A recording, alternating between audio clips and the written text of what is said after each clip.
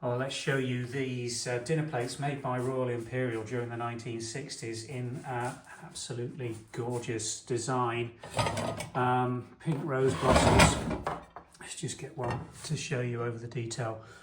3 sections of the full double rose blossom and then 3 rose buds on a pure bone white china made by Royal Imperial. There's the china mark.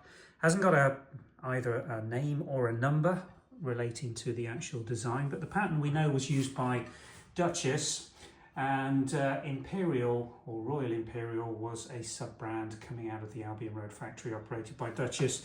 So they manufactured these in both brands simultaneously over the period of production, or maybe they were swapped between the 2 brands. Who knows?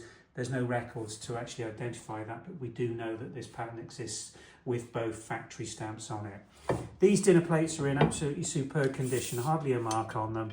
10 and, well, that's over 10.5, isn't it? It's 10 and 5/8 inch diameter rim to rim. Plain rims with gilt lines all the way around. Just look at the reflection on those. They are absolutely near mint. And we've got a stack of 6 available. We're going to sell these individually. They're going to, I think, prove very popular. They would make an absolutely fantastic dresser display. We have got quite a bit of flatware in this design going on catalogue, including dessert plates, soup bowls, and some trios. Not many trios, unfortunately, but they were absolutely gorgeous to list. Lovely angel wing handles with rich gilt. Nice bone china, English, 1960s, Imperial in a pink rose bud or blossom design.